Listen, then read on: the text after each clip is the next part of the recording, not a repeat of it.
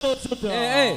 Nanti yang pertanyaannya terbaik akan mendapat Oke. Top Gun Bomber. Akan dapat jaket. Jaket keren nih.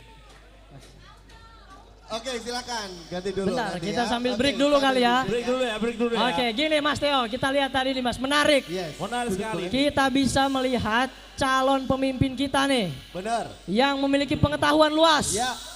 Tidak takut ditanya. Wah, Tidak bertele-tele.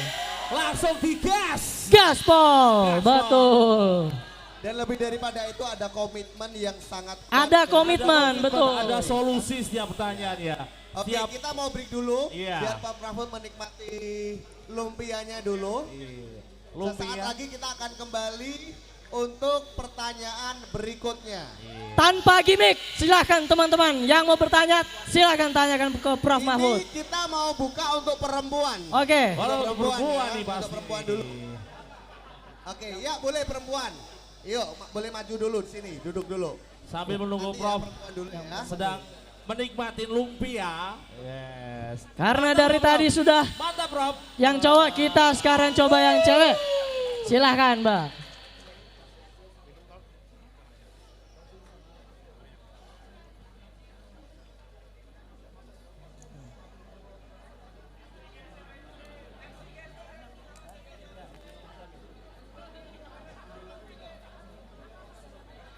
Oke, silakan teman-teman yang punya pertanyaan sekritis apapun, disiapkan.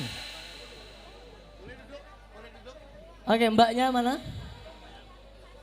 Monggo, silakan mbak, di depan mbak. Oke, boleh langsung bertanya, Mbak. Tanya, Oke, silakan mbak. tapi gini ya, rambu-rambu pertanyaannya. Pertanyaannya yang masuk akal, jangan seperti orang bodoh. Gini-gini. Nyari apa? Ntar dulu, ini karena saya nih orang NU, jadi di NU tuh ada pesan Imam Syafi'i. Kata Imam Syafi'i, saya sudah berdiskusi dengan ratusan orang pandai, selalu memuaskan. Tapi yang paling sulit itu berdiskusi dengan orang bodoh. Maka di kalangan NU itu ada dalil.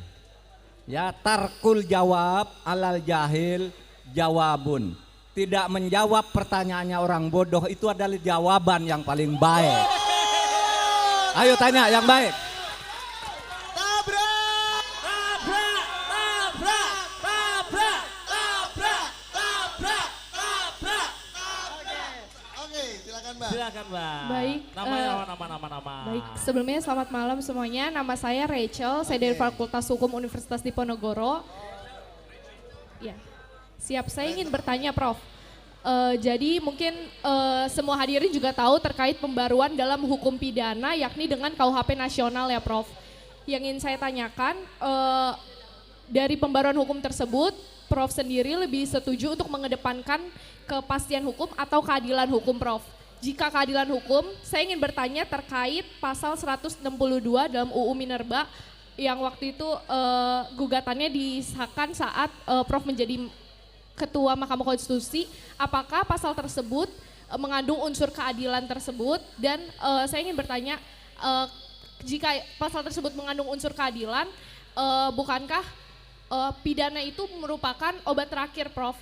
Dan bukankah pasal tersebut justru kerap kali dipelintirkan untuk mengkriminalisasi para aktivis lingkungan? Sekian, terima kasih.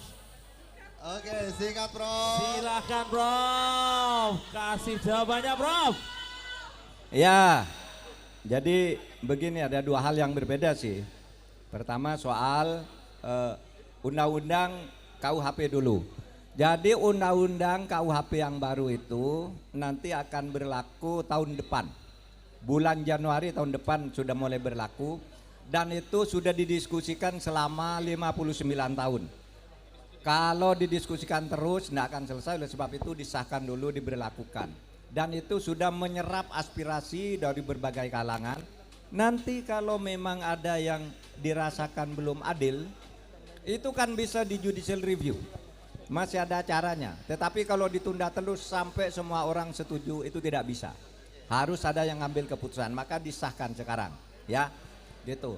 Apakah itu sudah mengandung keadilan tentu. Karena keadilan dari segi konseptual itu didiskusikan seperti apa? Karena saya lebih percaya pada keadilan itu sebagai tujuan hukum. Jadi kalau hukumnya tidak benar, sering loh ada hukum itu tidak benar tapi dipaksakan di pengadilan padahal tidak adil. Oleh sebab itu bagi saya hukum yang resmi berlaku kalau tidak mengandung keadilan itu harus ditolak. Penolakannya di mana? Direvisi atau di dalam penerapannya supaya tidak diberlakukan. Itu yang dari Undip ya.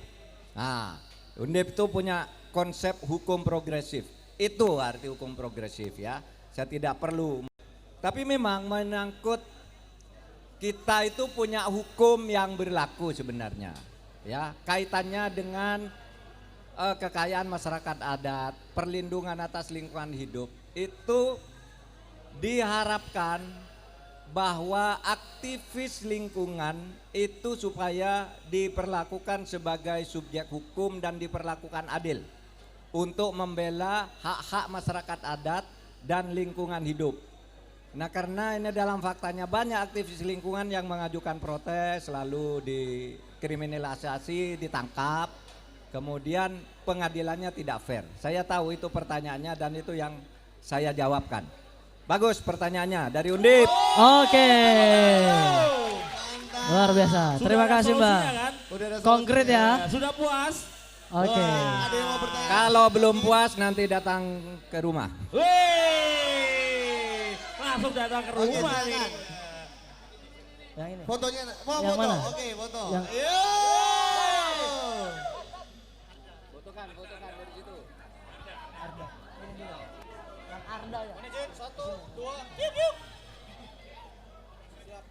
Asik. Oke. Asik. Oke, pertanyaan selanjutnya. Pertanyaan berikutnya, Masih ada nih? silakan. Silakan. Masih ada? Oh, Silakan, masih ada, masih Udah banyak. Ini udah ada. Oh, udah ada nih. Silakan. Setelah ini silakan. wanita lagi ya, setelah ini wanita lagi. Setelah ini Oke, wanita. silakan Mas. Silakan. Nama. Oke, selamat malam Prof. Sebelumnya nama saya Ardaya dari Unika Sugio Pranoto, Fakultas Teknologi Pertanian. Ardaya. Unika Sugiro Pranoto. Oke. Iya. Oke, pertanyaannya nih Prof. Waktu debat kemarin kan Prof, itu ada bahasan tentang lingkungan. Apa? Ada bahasan tentang lingkungan. Ya. Lalu Prof Mahfud menyajikan data. Tapi data tersebut malah disanggah. Jadi yang benar tuh gimana nih Prof? Lingkungan Iya, ya, betul. deforestasi. Oke. Bagus pertanyaannya. Ini anak yang selalu aktual mengikuti perkembangan berita. Oke, silakan ditabrak, Prof. Tabrak, bro. Bagus tuh cara nabraknya. Jadi begini, saya jelaskan nih bagi yang tidak mengikuti. Saya kemarin mengatakan bahwa di Indonesia ini terjadi selama 10 tahun terakhir itu 12,5 juta. 12,5 juta deforestasi. Deforestasi itu artinya semacam perusakan hutan. Itu 12,5 juta itu lebih luas dari Korea Selatan dan lebih luas dari 23 kali pulau saya, pulau kelahiran Madura. Itu besar sekali selama 10 tahun terakhir. Nah, atas data ini Menteri LHK sahabat saya yang sangat baik dan profesional Bu Siti Nurbaya mengatakan data saya salah. Karena yang benar tidak sejumlah itu, lalu disebutlah angka-angka. Nah, saya ingin katakan bahwa hitungan Bu Siti Nurbaya itu hanya menghitung deforestasi neto, artinya sisa. Jadi ada 12,5 juta hektar perusakan hutan, lalu pemerintah membuat reforestasi namanya, bukan deforestasi tapi reforestasi di tempat lain. Sehingga mengatakan kalau begitu tidak 12,5 juta.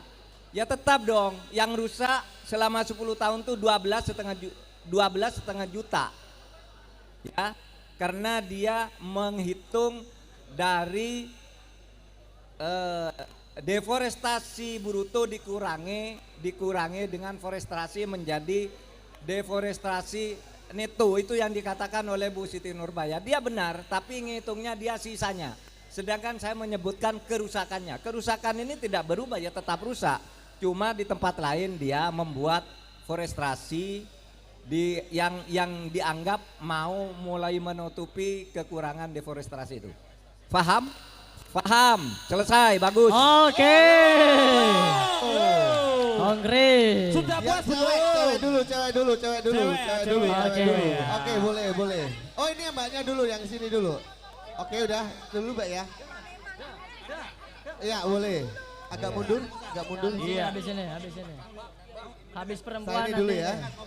Oh, mau foto dulu. Oke, mau foto Oke. silakan. Cok.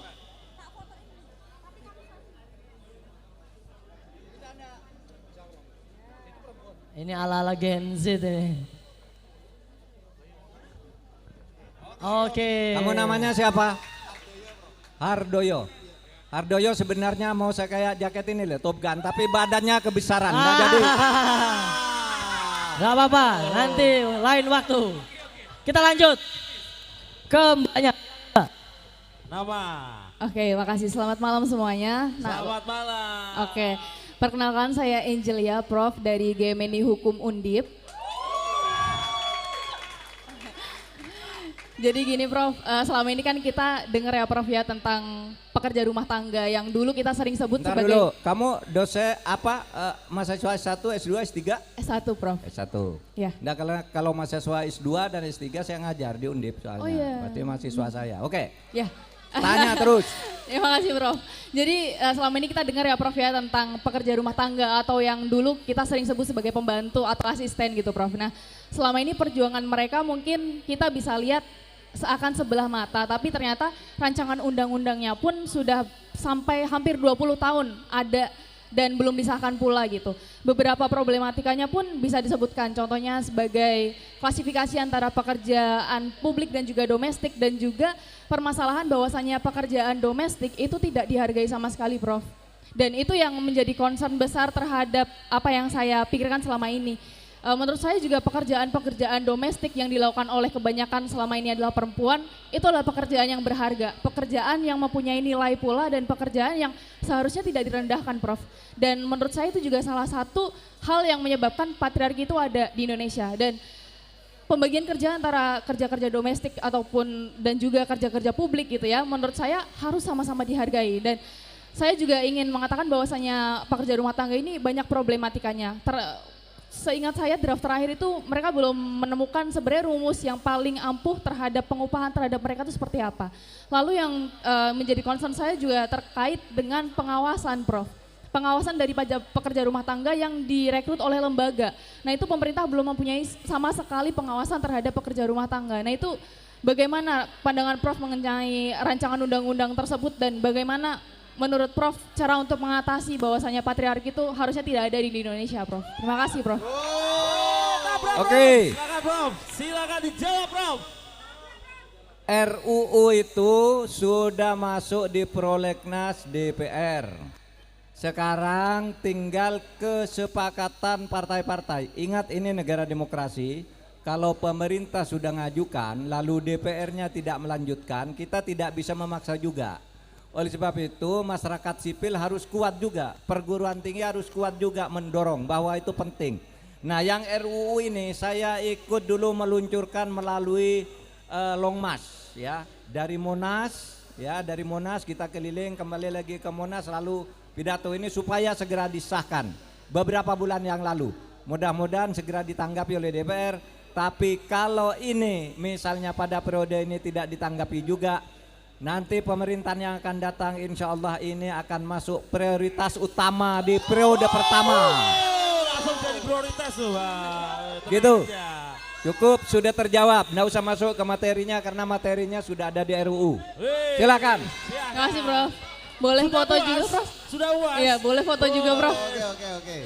Biasa Prof, foto dulu Prof. Nah. Yuk difotokan.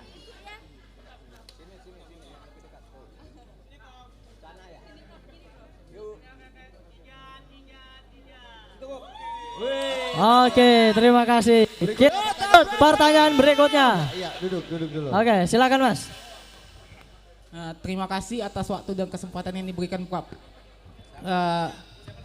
Nama saya Johnson, saya dari Sumatera Utara, Prof. Jauh. Saya dan kawan saya dari Lampung tadi berdiskusi, sehingga kami menimbulkan beberapa pertanyaan, Prof. Pertanyaan saya yang pertama, Profesor Mukhtar Kusuma Atmaja pernah mengatakan, hukum tanpa kekuasaan adalah angan-angan dan kekuasaan tanpa hukum adalah kelaliman. Apa yang terjadi di Mahkamah Konstitusi, Prof, itu adalah salah satu presiden buruk bagi Republik ini. Tapi ada pepatah yang mengatakan, daripada mengutuki kegelapan, lebih baik mencari lentera. Kalau Prof Mahfud dan Pak Ganjar terpilih menjadi presiden, bagaimana mewujudkan yang dianut Indonesia, trias politikanya Montesquieu, yaitu pemisahan kekuasaan. Itu yang pertama, Prof. Yang kedua, ketika melihat anak darah biru menjadi salah satu pemimpin, ibarat dia ke puncak tanpa mendaki, Prof. Di situ saya pesimis, tapi saya melihat Prof Mahfud yang anak orang biasa dan Pak Ganjar yang anak orang biasa, makanya kami anak muda ini berani bermimpi. Yang menjadi permintaan saya, Prof, bagi kami dong tips and trick bagaimana supaya anak muda ini berani bermimpi biarpun dia bukan darah biru dan anak siapa-siapa, Prof. Itu pertanyaan yang kedua. Yang ketiga, Prof, mohon izin, Prof, saya minta waktunya untuk foto, Prof, karena jujur saya ngefans sama Prof, karena Prof itu salah satu Menko Polhukam kalau tidak saya salah dari non militer tapi bisa merangkul militer dan sipil, Prof. Sekian dan terima kasih. Langsung dapat jaket kayaknya ini. Ini tidak perlu dijawab karena pernyataan supaya didengar oleh masyarakat tadi. Caca. Sip. Sudah ya. Sama dulu. Jansa. Oh, di Untak. Oke, bagus. Oke, saya mau tanya dulu, siap tabrak masih semangat? Masih. Tabrak, Mahfud, tabrak. Tabrak. Oke, kita lanjut lagi Mas Teo. Ada senior nih kayaknya nih. Ini Senior. orang sepuh mau nabrak juga. Oke. Nabraknya pelan-pelan Pak ya. Silakan. Oke, silakan Bapak. Kalau nggak pelan takut patah tulang. Wah. Assalamualaikum warahmatullahi wabarakatuh. Waalaikumsalam warahmatullahi wabarakatuh. Bapak sebelum bertanya saya tanya dulu itu topinya apa jaga NU itu apa Pak? Jaringan Ganjar Nusantara. Wah, bagus. Karena saya sebagai mukharib di Jawa Tengah membidangi di Kota Semarang, yaitu mendukung Bapak Ganjar Pranowo dan Bapak Mahfud MD untuk menjadi presiden dan wakil presiden 2024-2029. Kobul.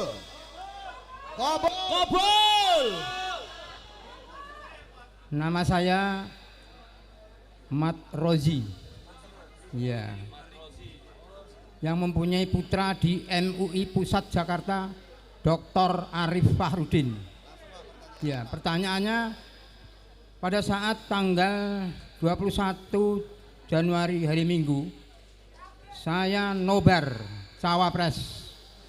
Di situ Bapak Prof Mahfud MD mengatakan strategi untuk kelancaran daripada redistribusi reforma agraria.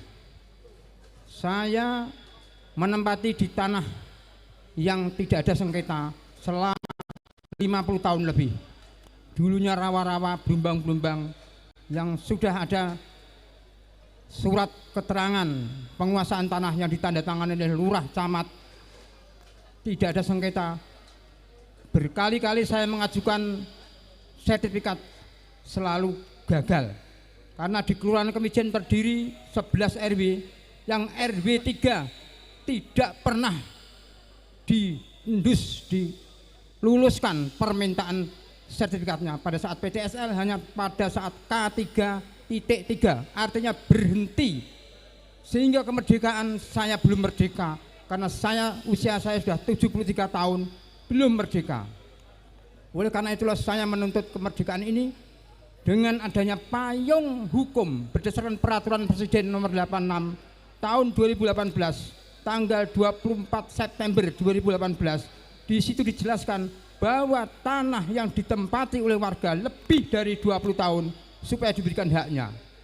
Padahal di dalam surat SK Menteri Agraria pada saat itu Pak Sony Harsono, yaitu nomor H-58 tahun 97 tanggal 31 Juli 1997, Presiden memberikan haknya kepada masyarakat dan supaya BPN kota membuatkan sertifikat, tetapi mimpi bertahun-tahun sampai sekarang saya belum menerima sertifikat sama sekali, gagal.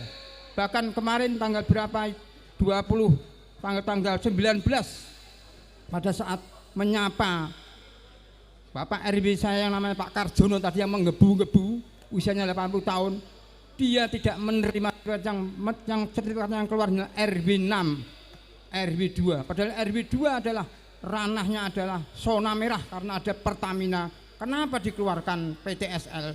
Sedangkan di tempat saya tidak ada apa-apanya, tidak dikeluarkan. Payung hukum yang terakhir Pak, peraturan Presiden nomor 62 2023 tanggal 3 Oktober 2023 yang baru saya pelajari pada halaman 26-27 dijelaskan kontribusi restribusi daripada pensertifikatan adalah tergantung dari BUMN. BUMN-nya sekarang dipegang oleh Erick Thohir. Saya sudah menyurati tanggal 7 September 2023 kepada Erick Thohir, tidak dijawab sama sekali. Sehingga MUI, saya minta bantuan ke MUI Jakarta untuk audiensi dengan Komnas HAM, Komnas pada tanggal 13 Januari. Dan oleh MUI Jakarta, anak saya Arif Farudin sudah diajukan ke mejanya Pak Mahfud MD sebendel ini Pak. Ini bukti-bukti di mejanya Pak Mahfud MD sudah ada di sana. Yang Kapan itu diserahkan? Serahkan pada tanggal Senin, hari Senin Pak. Oh ya, Mas, Senin. saya bawa lagi. Jadi begini, kan hari Senin, baru. Oke Pak, selesai. Nanti ini saya sampaikan ke Pak Erick Thohir. Ke Pak Erick Thohir itu kan bukan pejabat politik, bukan ketua partai, mungkin tidak sedang ikut kampanye. Nanti saya serahkan. Karena kalau menteri itu tidak menjadi calon, tidak jadi ketua partai politik, mestinya tidak boleh ikut tim kampanye. Mudah-mudahan nanti saya sampaikan Pak. Oke Pak, nanti saya bawa, saya pelajari. Semuanya sudah dicatat. Terima kasih Pak. Oke, salaman. Ayo. Gacep ya Mas ya, langsung aja. Luar biasa berjuang untuk rakyat. Iya. Tabrak.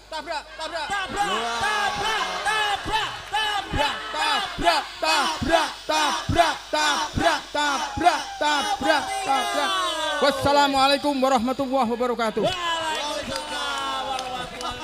Luar biasa. Luar biasa. Semangatnya Ini dia. itu loh ya. Yang ini dulu, oke Wah, silakan. ini anak muda Oke, nih Pak. muda kita ya. balik lagi. Anak muda. Oh ibu dulu, Oh, ibu dulu. Ibu. Iya, Oke. Ibu, silakan Ibu. Silakan Bu, langsung saja Bu. Nama Pertanyaannya dan juga nabrak apa? nggak Bu? Nabrak nggak? Ini sudah lebih dari 1 jam loh. Ayo, Bu siapa? Ya, Assalamualaikum warahmatullahi wabarakatuh. Waalaikumsalam. Bapak Mahfud ini sebenarnya hanya curhatan ibu rumah tangga. Ibu siapa namanya? Saya dia. Bu Dia. Ya. Saya rumah saya itu statusnya hampir sama dengan yang Bapak tadi. Cuma rumah saya itu daerah Janggli Pak. Rumah saya itu juga sudah lama mau disertifikatkan tapi ditolak terus sama PT TSL. Tapi hampir sama, iya. Kita sudah menempati rumah itu lebih dari 20 tahunan. Jadi katanya kan kalau udah 20 tahun lebih, jadi kita bisa untuk membuat sertifikat.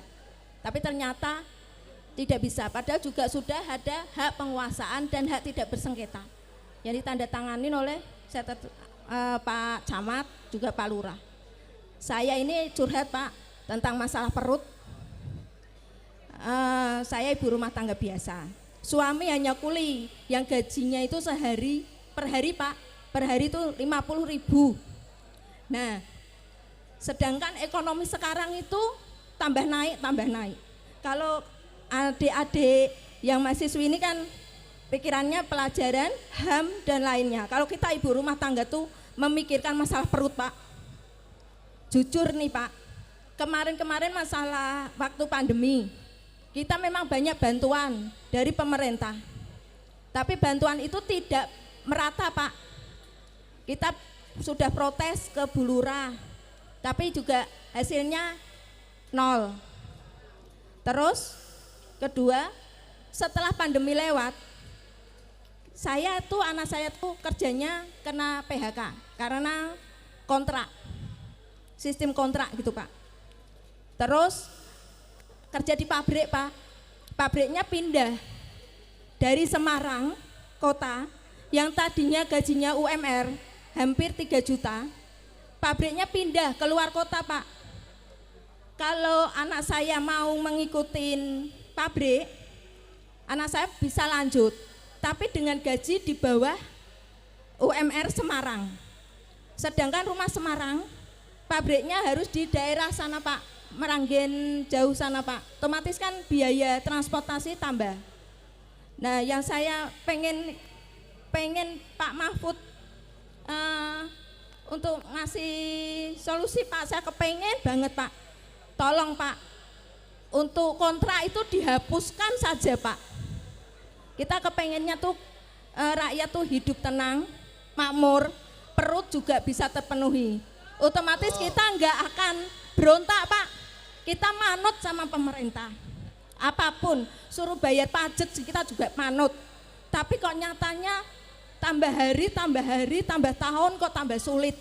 Saya berharap nanti pemerintahan di bawah kendali Bapak Mahfud dan Bapak Ganjar ya harus bisa memperjuangkan kita ini, Pak.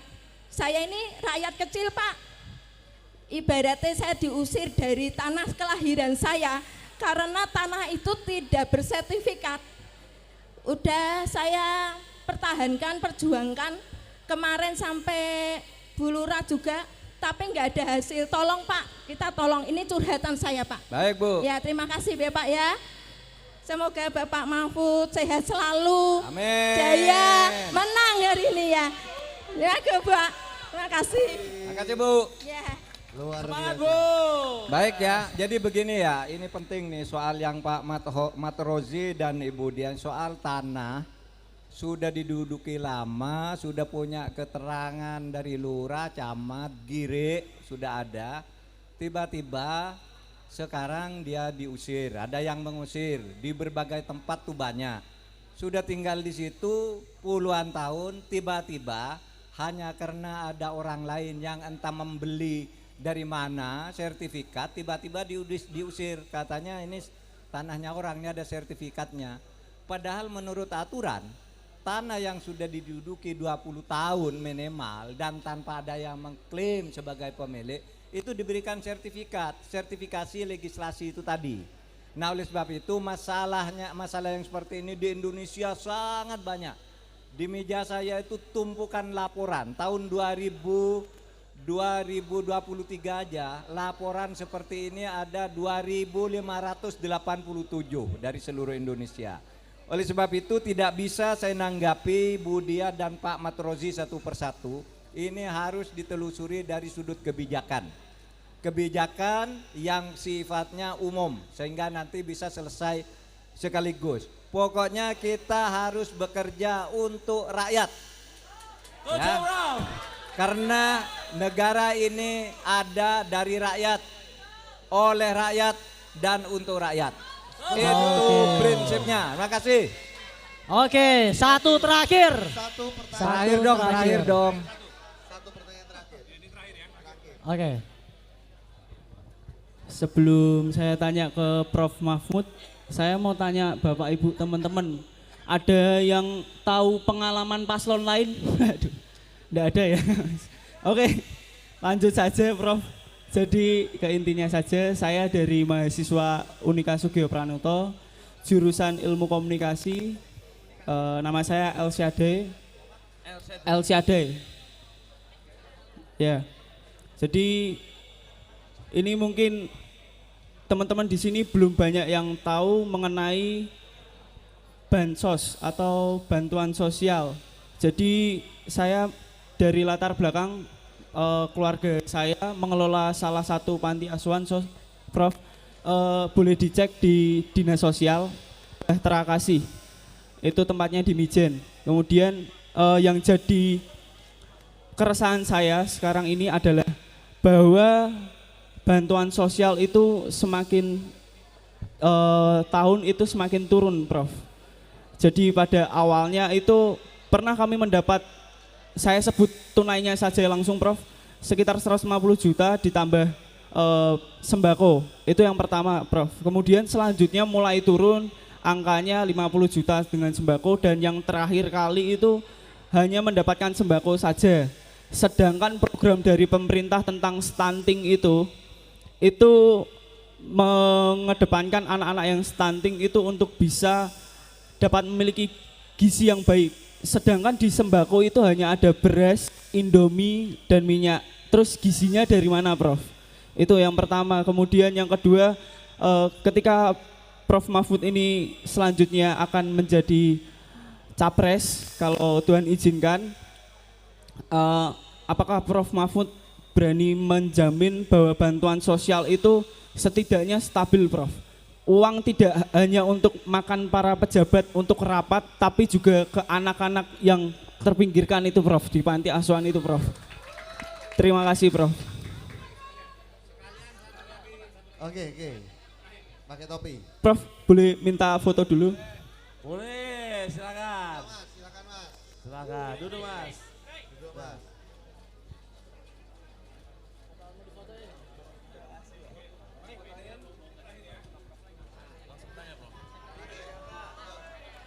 Baik, assalamualaikum warahmatullahi wabarakatuh. Selamat malam, El Profesor Mahfud MD. Sebelumnya perkenalkan, nama saya Fadika Febrian Maulana. Kebetulan kami satu alma mater, Prof. Saya dari Fakultas Hukum Universitas Gadjah Mada. Baik izin bertanya, Prof. Di sini saya ingin mewakili dari teman-teman buruh Gojek, saya ingin mewakili dari teman-teman buruh Shopee, buruh-buruh kurir yang mungkin saat ini tergolong tenaga kerja informal.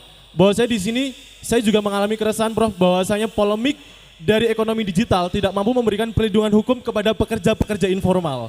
Bahkan, Prof, kalau kita lihat yang digaungkan pertama kali adalah fleksibilitas kerja, tapi nyatanya mereka jauh bekerja dari jam proporsional kerja. Di satu sisi ketika kita bicara tentang gamifikasi, justru mereka seolah-olah bekerja seperti bermain game, yaitu mengejar rating atau mungkin mengejar reward dari pekerjaan itu sendiri. Nah, pertanyaan saya di sini adalah bagaimana strategi Prof Mahfud kalau kita sebagai, yaitu asas kebermanfaatan, keadilan, dan kepastian hukum. Maka dari itu bagaimana cara Prof Mahfud untuk menjamin asas-asas tadi kepada pekerja-pekerja informal yang saat ini ada di Indonesia. Terima kasih, Prof. Pertanyaan Langsung, Prof. Wah. Langsung dijawab, Prof. Langsung ada solusinya kayaknya ini. Sudah ya? Oke, Sudah. Ini terakhir. Terakhir. Baik, Oke. ini yang terakhir, Mas El Sati tadi yang dari Sugiro Panoto. Soal bansos ya, ini anak bekerja di panti sosial. Ini bekerja untuk kemanusiaan ini penting. Saya ingin bicarakan tentang bansos itu menyangkut 3 hal.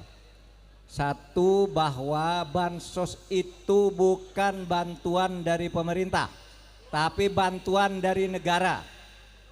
Negara itu kalau penyelenggara sehari-harinya adalah pemerintah dan DPR. Berarti bansos itu bukan karena kemurahan seseorang, tapi memang ada di dalam ketentuan hukum. Tidak boleh itu dianggap bantuan dari seseorang yang berakibat bahwa itu dianggap sedekah. Itu kewajiban konstitusi pasal 34 ayat 1 yang berbunyi, fakir miskin dan anak terlantar dipelihara oleh negara. Lalu itu diturunkan di dalam APBN oleh DPR bersama pemerintah, bukan oleh pemerintah sendiri. Ya, jadi itu bantuan dari negara, gitu. Yang kedua, selama ini memang bantuan sosial itu tidak tepat sasaran. Ada yang seharusnya dapat tidak dapat, ada yang seharusnya tidak dapat. Sehingga ada orang yang sudah mati masih tercatat dikirimi, ada orang yang sudah bekerja sudah tidak lagi menjadi orang miskin, sudah pergi dari desanya masih dapat. Itu soal administrasi kependudukan kita yang harus diperbaiki. Lalu yang ketiga, bahwa nilainya turun secara terus-menerus. Kualitasnya juga turun secara terus-menerus. Bagaimana ini?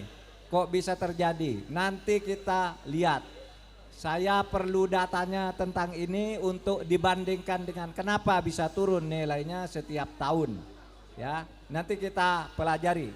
Tidak bisa saya solusi sekarang karena harus tahu dulu apa benar itu terjadi. Kalau benar ya kita selesaikan dalam kebijakan. Saudara Maulana dari Fakultas UGM UGN, bagaimana strategi ini untuk menegakkan hukum dari berbagai tadi ada pekerja-pekerja informal dan sebagainya. Hukum itu memang harus memenuhi 3 prinsip.